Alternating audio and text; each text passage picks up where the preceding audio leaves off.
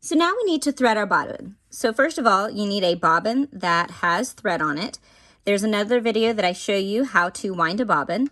So if you don't have a bobbin with thread on it, you have a bobbin that looks like this, go watch the how to wind a bobbin video, and then you'll be able to thread your machine.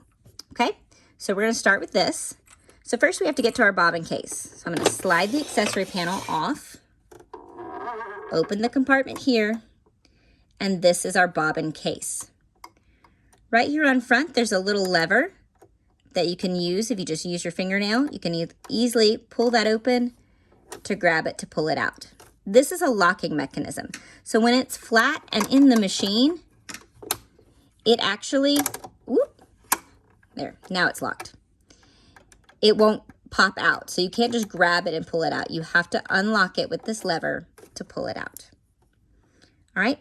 On front loading bobbins, we want our spool to be going clockwise.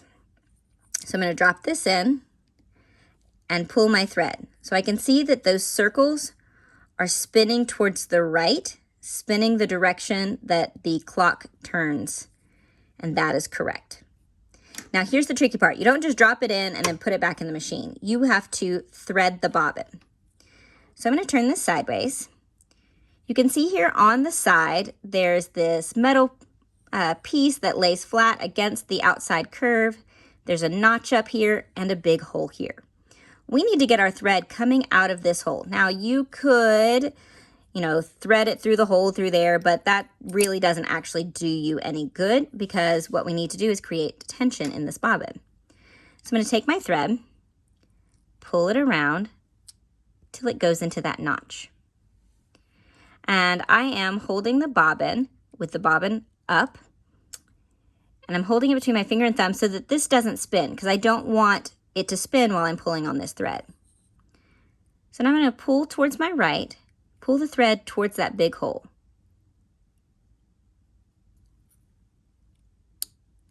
There it is. Did you hear that click? That click means that it went through, okay? And now it's being pulled through this tension line. Okay, so I'm going to do that one more time because this part is really tricky. Whoop, picked up extra thread. So first of all, I'm going to drop this in. Make sure it's spinning clockwise first. It is. Go into the notch, pull to the right. It clicked, so now it is coming through here. So what I want to do is I want my thread to be going to the to the left side of this arm. This way it doesn't get caught on this arm while we are winding, while the case, oh my goodness, words, while the machine is running. So it's really easy if you aren't careful for the bobbin to drop out. So anytime that the bobbin is in the bobbin case, you want to hold it in place so it doesn't drop out, because if I were to let go, it falls right out. And I don't know what it is about bobbins, but bobbins always roll really, really far. If you've ever dropped a bobbin before, you'll know what I mean. They just go really fast. Okay, so I'm going to pop this back in real quick. Get it threaded. There we go. Okay, so now we're ready to put it back in the machine. So if you'll notice right here, there's a little notch in this circular outer layer to the bobbin casing. This notch is where this arm lines up. So this hole goes over this spool pin, and the arm matches into that notch. And so all I'm going to do is just line that up and then push until I hear a click. Now it's in. Now I want to make sure that it's in by testing it and trying to pull it out by the arm. It doesn't move. Now I'm going to do it incorrectly so you know what I mean. So I pushed it in. See how that's spinning? It's not actually in that hole. And I can just pull that right out by the arm. So you want to make sure that it locks into place. You should hear a click. Now here's the trickiest part of getting our bobbin threaded, is that this bobbin thread needs to come up through the throat plate and out the top, okay? So I'm going to scoot in a little closer so you can see this method. I have two contrasting threads on purpose so you can tell which thread is doing what. So what you want to do is you want to gently hold your top thread. This part has to be threaded in order to thread this part. So I'm gently holding my top thread. I'm not holding it tight. I'm just holding it enough that it doesn't go completely inside the inner workings of the machine and get lost.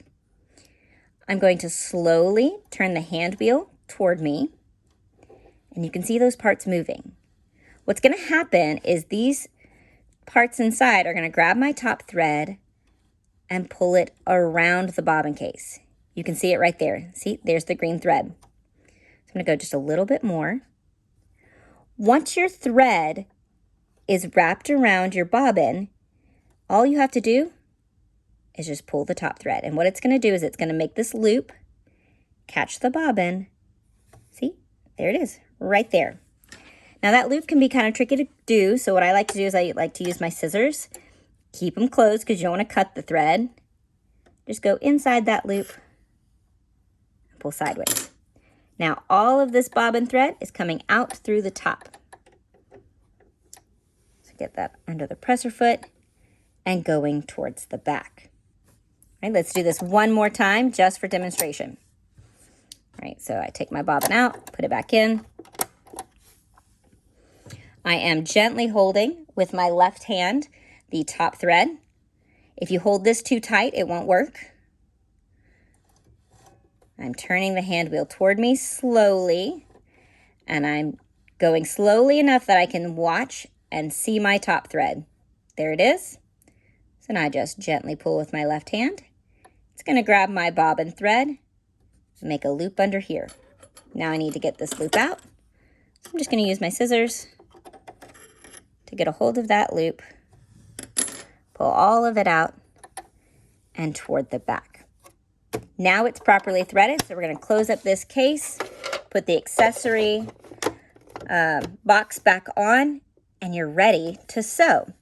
One final note is before you start sewing, you want to make sure that both of these tails are long enough that they drape over the back of the sewing machine. It's actually, it wastes a tiny bit of thread, but if you have it so that it touches the table behind you, perfect. Your needle will not come unthreaded when you start sewing if your tails are this long.